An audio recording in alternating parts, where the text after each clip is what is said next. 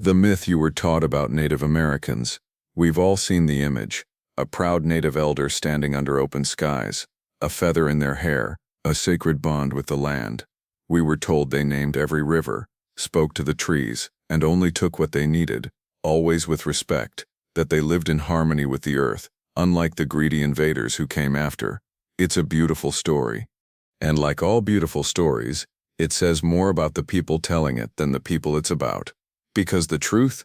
History is never that simple. It's messy, it's violent, it's full of contradictions.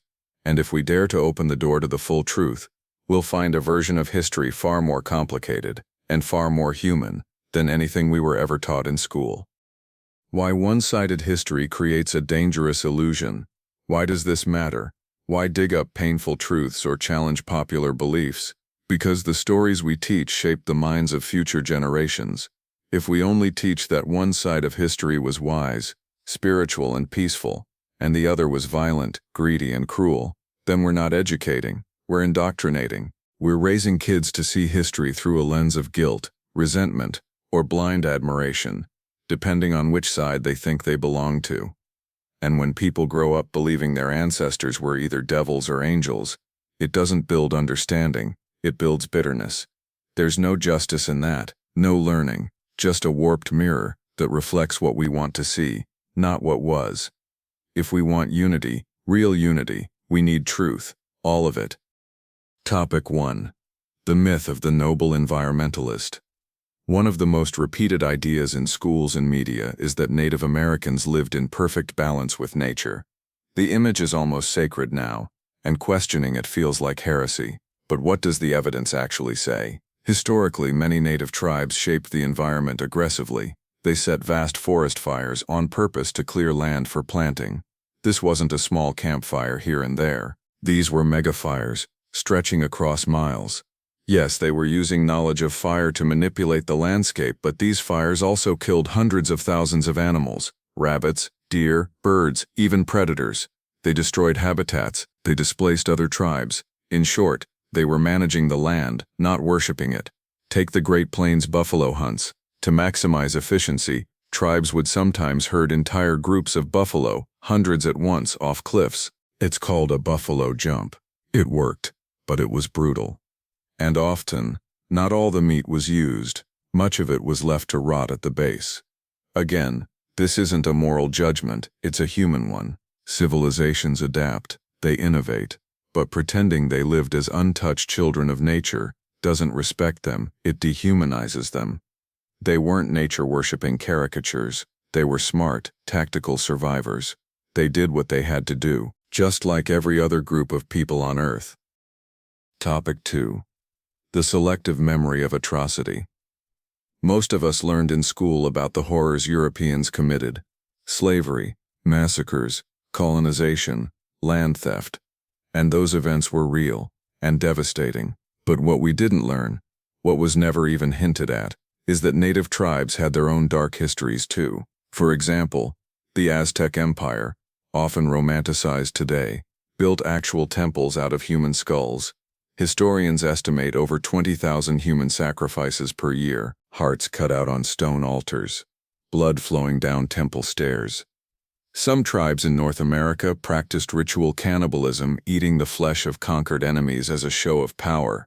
Others took slaves, not just captives in war but generational, inherited slaves who were bought and sold like property. In some tribes, having more slaves meant more prestige.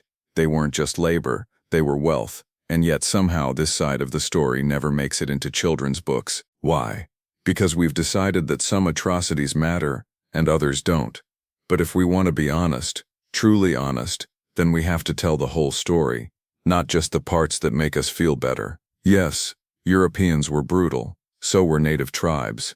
Yes, colonialism killed, so did tribal warfare. To pretend one side was pure and the other was evil, that's not history, that's propaganda. Topic 3. Why these myths persist.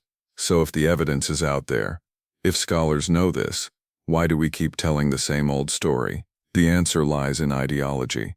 In the last few decades, Western education has adopted a new narrative, one shaped by postmodernism, critical race theory, and Marxist interpretations of history.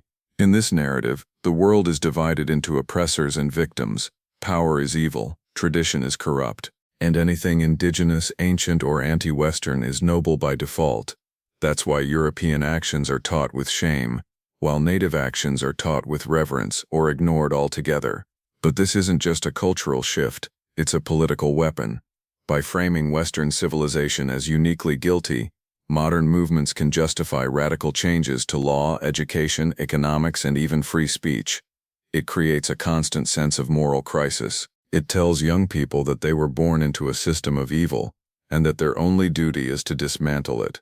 That's not education, that's activism in disguise, and it teaches kids to hate their own culture, their own ancestors, even themselves. Topic 4.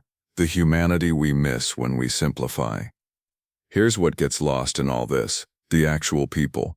Real native cultures weren't perfect, but they were rich, diverse, and fascinating. Some tribes had advanced political systems, others developed sophisticated trade routes. Still others created complex oral histories and spiritual beliefs that helped define identity for generations. By painting them all with the same romantic brush, we flatten them into stereotypes, just a different kind. We erase their wars, their debates, their flaws. We turn them into a myth, not a memory. And that's not respect, that's erasure. Every culture has light and darkness. We should honor both. Topic 5. The cost of teaching children myths instead of complexity. What happens when we feed students myths, even well-meaning ones? They grow up with confusion. They enter adulthood thinking the world is made up of good guys and bad guys. They think history is simple. It never is. Worse, they stop asking questions. If Native Americans are always portrayed as gentle victims, then any criticism becomes taboo. If Europeans are always portrayed as cruel invaders, then any achievements, science, medicine, democracy, are viewed with suspicion. This creates a mindset where truth is replaced by emotional loyalty, and anyone who challenges the narrative is labeled insensitive or worse, a bigot. That's not how knowledge works. That's how dogma works. Real education doesn't protect people from hard facts.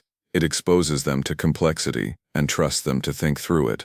A child should learn that Columbus both discovered and destroyed, that Native Americans both suffered and caused suffering, that progress can emerge from tragedy, and that guilt and pride are both inadequate substitutes for truth. We rob children of intellectual depth when we offer them bedtime stories in place of history. They deserve better. It's time to teach the whole truth, not just the convenient one. So what do we do now? We start by telling the truth, not just about the past, but about how we teach it. We teach that slavery existed across the globe, not just in America. That war, conquest, and cruelty were part of every civilization, not just the West. But we also teach that the West, for all its faults, gave the world individual rights, scientific progress, and freedom of speech. That it led the way in abolishing slavery, outlawing torture, and protecting the environment. We don't teach this because the West is perfect. We teach it because it's true. And if we don't tell the whole story, then we're not just lying to our kids, we're setting them up to repeat the worst parts of history in the name of justice.